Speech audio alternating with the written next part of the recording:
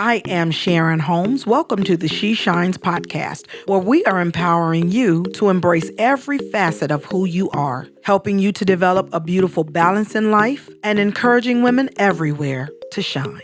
You can follow the She Shines podcast on iTunes, Google Play Music, YouTube, Spotify, or wherever you tune in to your favorite podcasts. Get in on the conversation. Join the sisterhood at facebook.com/groups/She Shines podcast. So get ready. The She Shines podcast starts right now. There are a lot of definitions of what a queen bee is. When I hear that phrase, it kind of takes me back to my high school days. I think of that girl, the one who's the leader of the pack. And she wasn't necessarily the prettiest girl at the school, but she had so much confidence that everybody thought she really was. Well, at least most of the guys did. And I think maybe guys are kind of fickle that way. If you act like you all that, they tend to believe it. But the queen bee in high school was always the center of attention. She set the trends that other people followed. If she colored her hair, the next day, all the other girls, or cool girls, should I say, came to school with their hair that color. She usually dated somebody on the football team or the star of the basketball team, the most popular dude in the whole school. And she got invited to everything. Everybody's party. She knew she had an invite. She never had to worry about it. And even the people who hated her kind of secretly wished that they were in her circle. Yeah, that girl. That's who I think about when I hear the phrase queen bee. And then now that I'm older, it kind of makes me think of a woman who has a really dominant or controlling personality. When I hear queen bee now, it makes me think of maybe a high power woman who has a high position at work or in one of the social groups or settings that we might encounter. A woman who seems like she would look down at other women like they're her underlings who should serve her every whim, or in other words, her will be done, no questions asked, amen and good night. Somebody who's hard-nosed or doesn't care who she hurts. Mean as a junkyard dog type of woman who really doesn't care who gets in her way. If you don't roll with her, you get rolled over. That's what I think about when I think about the phrase queen bee. Does that sound familiar to you? Is that how you would describe a queen bee? I guess that's kind of my point, though. Whenever I hear the words queen bee, there's usually some sort of negative undertone to it. And then the idea that we have this pessimistic view of a woman who, quite frankly, probably has a ton of good qualities really gets under my skin. And so I decided that I wanted to set the record straight with a little nudge, a big push from my husband to set the record straight and just really talk about what a queen bee really is and what makes her a queen. So first, let me say this. It was not my favorite topic to research, queen bees, that is, because I am terrified of bees. So I went to visit a friend in Raleigh last, I want to say October, and she took me to the state fair. I visited at just the right time. It was state fair time, and that's a huge time for the entire state. They bus in people from everywhere just to go to the state fair. And just like any other state fair, it had tons of vendors. They had the best smelling food, turkey legs and burgers and Mexican corn and funnel cakes. Oh my God, the funnel cakes. They were so delicious. I mean, just all kinds of food. It really was a lot of fun. So they had the run-of-the-mill, toss-the-ring type games. They had, I believe, even a Ferris wheel and just everything that you think of when you think of fun, that's what was at the state fair. But the thing that I remember most was not the funnel cake, although that was a close second. The thing I remember most is that there were bees everywhere out there. I couldn't even enjoy it the way I really wanted to because, I am that afraid of bees. I'm the one who doesn't do outdoor stuff from August to November because that's bee season. So August, September, October, don't look for me to be outside doing anything. I don't do picnics, nothing like that. And if I do something, even grocery shop, I will wait until nighttime to do it because the bees are not like the freaks. they don't come out at night. So if I'm going to do something in bee season, I will wait until after dusk and then I'll go out and I can have fun then. In the daytime, car windows are always rolled up tight. I don't need to get a breeze from outside, nothing. I have the AC on every time I get in the car because I'm always afraid that a bee is going to get in my car. And if a bee gets in, I am so sorry, but I'm getting out. Point blank, period, end of story. I am that afraid of bees. I hope I'm not the only one. Answer in the comments. Let me know, please, if you are afraid of bees. Let me know that you are so I don't feel so bad. But anyway, there I was, right there at the Raleigh State Fair. And when I came home, I was telling my husband about the trip, and I was all excited. We had a really, really great time, nix the bees at the fair. And so I was telling my husband about it, and I was telling him how the state fair went and that I could not relax because I was constantly looking because there were bees everywhere. And mid-conversation, my husband stops and goes, I wonder what makes a queen bee a queen. And I'm looking at him like, you jerk. Really, I kind of had an attitude because I'm like, do you even care about the near-death experience I'm telling you about? And then at the same time, I was kind of intrigued because I guess I'm a little bit of a nerd like that. So then as this conversation went on, like this is totally normal, right? He goes, hey, maybe you could talk about that on your podcast. That would be something good to talk to ladies about. Now, I still had a little bit of an attitude because I knew he was trying to distract me.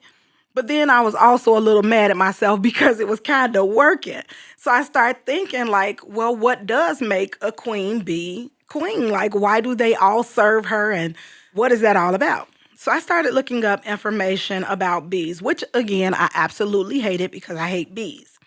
And here's the extent of my knowledge before my research, shall we call it. So I knew bees built hives. I knew they did something with pollen.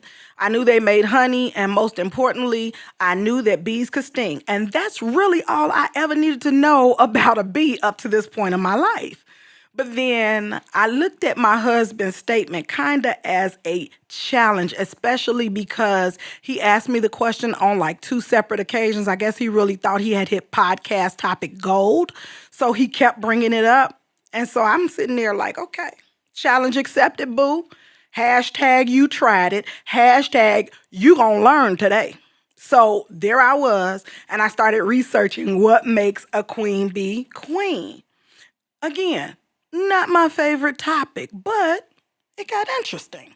So I found out a few things about what makes a queen bee queen, and I can pretty much sum it up to you in 3 key elements. Number 1, what makes a queen bee queen is what she eats, or should I say what she does not eat. So all bees, I found out, are fed something called royal jelly. Every single bee gets a portion of royal jelly. It's this really special protein-rich food that bees eat.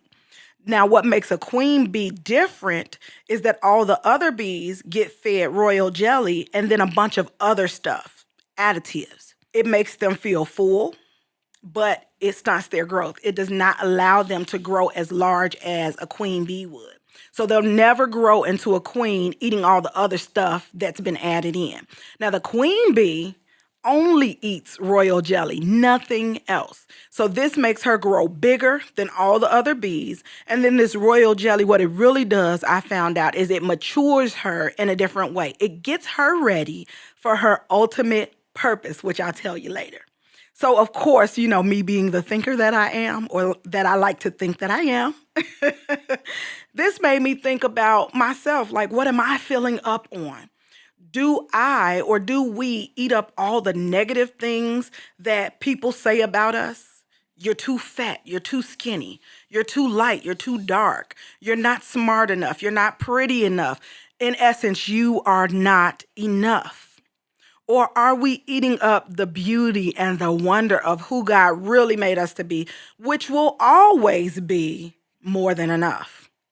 I thought about whether we feed off junk that makes us feel full, but then stunts our growth, like those worker bees. I thought about whether we are selective enough and what we allow to occupy our minds and thoughts? Are we really paying attention to what we're feeding our minds? Do we refuse to eat all the added stuff that society says is true of us and who we are?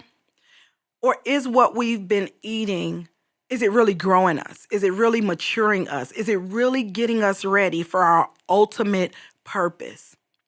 So that's like the first element of what makes a queen be a queen. It's what she eats. It's what she does not eat. So that's something we got to pay attention to, girls.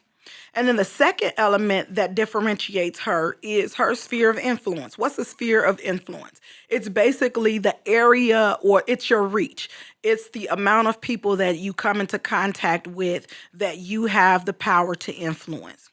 Now, there is only one queen bee in a hive. So the whole hive depends on what happens to her. Now, they're not there to serve her, but she is vital to their existence. Could you imagine what it would be like for you to have that kind of influence on other people? Those people who are viewed as leaders, it's easy for us to see how much influence they have on our lives, even if we don't know them. We may not know Sarah Jakes Roberts, but I guarantee you that the arena will be full in Chicago in a couple of days to hear her, because she has a large sphere of influence. But I wanted to let you know that you actually have that kind of influence. You have a sphere of influence right where you are. You are vital to somebody else's existence. The people in your life depend on you to show up and be who you are. Your hive, your family, your children, your church, your job, the organizations that you might be a part of, the people who you come in contact with every day, all depend on your existence. Sometimes we get the idea that we're just replaceable. And I know where that comes from. That comes from going to jobs that don't necessarily appreciate us. And that comes from being associated with people who don't know how to appreciate us. And sometimes we feel like if I wasn't here, they just get somebody else and that person would do the job, or that person would fill these shoes. And to a certain extent, maybe there is an amount of truth to that. But here's where I have to draw the line. Every one of us has a unique stamp that is completely our own. Nobody else can do it just the way that we do it. So you may be able to get somebody else to take my position at work. You might be able to get somebody else to do what I do at church, or my husband might, if something should happen and I die at the unforeseen age of 101, he might be able to find somebody to fill the shoes of wife, but they will not be able to do it like I did it, because I have my own signature stamp that is only me, and you have your own signature stamp that is only you. Nobody else can do it quite the way you do it. It makes me feel like, the poem that County Cullen wrote, "Hey, black child, do you know who you are, who you really are? Do you know you can be what you want to be if you try to be what you can be?" Yeah, I said that all with the head motions that I did when I was 9 in the Black History program in school. But yeah, adjust your crown. Know who you are, darling. Know who you are, girl. You are not replaceable. At least I know I'm not. I believe I am not replaceable, because what I have in me is something that everybody else can give their 100%. It will never equal my own unique stamp. It can be great. They may be able to do a better job, but it will not be better me than me. I'm the only original of me, and you're the only original of you. So you have influence, good or bad.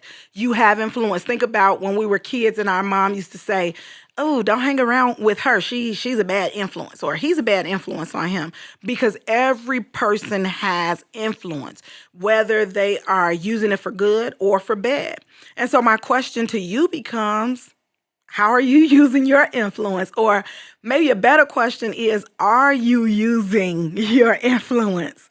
Because some of us don't intentionally use our influence. And I have to admit, I'm the first one.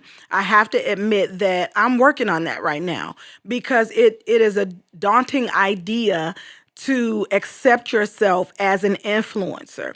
Sometimes it is because we lack the confidence to believe that we can really be, or that we should be, influential. Or we might feel that it's prideful or somehow wrong to influence the people around us. And we feel that influencing people is a way to control people, and none of that is true. None of that is true. Influence actually is necessary. It's what makes people listen to us. It's what makes people come to us to see what we have in us. Influence does not equal manipulation. It's simply offering your unique perspective that only you can bring to the world. Influence is not about being served. Just like that queen bee, those worker bees are not there to serve her. Influence is not about that. It's about shifting your environment in a positive way. I guess this is my best definition of influence. It's making sure that the others around you are better rather than worse because you were there. That's influence. So this brings me to my third key element, the most important difference between queen bees and worker bees.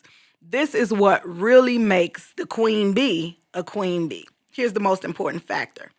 It is that she is the only bee in the hive that can reproduce. That's her sole function. Her true purpose is to serve as reproducer. When I read that, honey, I almost took off running. I'm like, yes, that is her superpower. She can lay eggs while the other bees can't. If she does not reproduce, the entire hive suffers. If she does not dispense what's inside of her, the whole colony is put at risk. So let me ask you, what's your superpower? What do you have inside you that needs to be deposited into someone else? Is it kindness? Maybe others can follow your lead in that. Is it how to be a lady? How to carry yourself? Something as simple as etiquette, sitting with your legs crossed, chewing with your mouth closed, for God's sakes. That needs to be reproduced in our culture, in our society. Is it being an example of how to respect yourself? Now more than ever, our younger girls need to see us respecting ourselves, because when we respect ourselves, we don't have to say a word. It automatically demands respect from the people around us. I found this out a few years ago, and I like to take this with me and dispense it everywhere I go, is that people will not respect you any more than you respect yourself. If you don't respect yourself, they will pick up on it in a minute, and they will treat you just the way you treat yourself. Is your superpower strength and fortitude? Is it not giving up when you hit adversity? Somebody is on the verge of giving up right now, today, and they need you to plant seeds of stick-to-itness in their lives. They need to see you doing what you're doing, even when it's not easy. That gives them courage to do that. That's reproducing strength. That's reproducing fortitude. Maybe your superpower is nonstop positivity. That's who you are all day long. That's what you do. Do you know somebody is waiting to have you lay that golden egg in their basket? They need your positive perspective on what they're doing. So what is that thing that you reproduce everywhere you go? Just like the queen bee, whatever you deposit is your superpower. Now, I know I can't name all the qualities that you have inside of you or all the things that make women wonderful. So you got to help me out. Comment and let us know what your superpower is. Let us know what it is that you reproduce everywhere you go. Let us know what you plant every place that you go.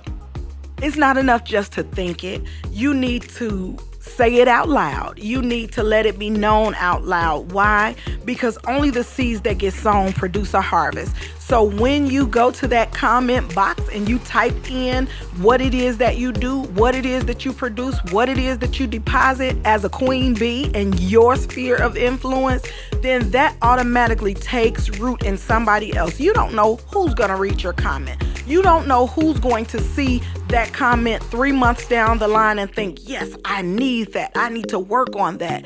You don't even know how that's going to build you up when you're actually able to admit this is me, this is who I am, and I do this pretty good. No, it's not pride. It's just acknowledging who you are and what you were placed on this planet to do, what you were meant to reproduce in this earth, what you were meant to show other people how to do. So there you have it, folks. That's my take on the queen bee. I kind of redefined it a little bit. And I think really that all of us have a little queen bee in us. So adjust that crown, girl, and go and fly. You have been listening to the She Shines podcast, where we are empowering you to embrace every facet of who you are, helping you to develop a beautiful balance in life, and encouraging women everywhere to shine. If you are a woman who shines and you want to see someone else shine too, join the sisterhood at facebook.com/groups/She Shines podcast, and you can share the shine. To get instant updates on our podcast, subscribe on iTunes, Google Play Music, YouTube, or Spotify. I'm your host, Sharon Holmes. Until next time, shine on.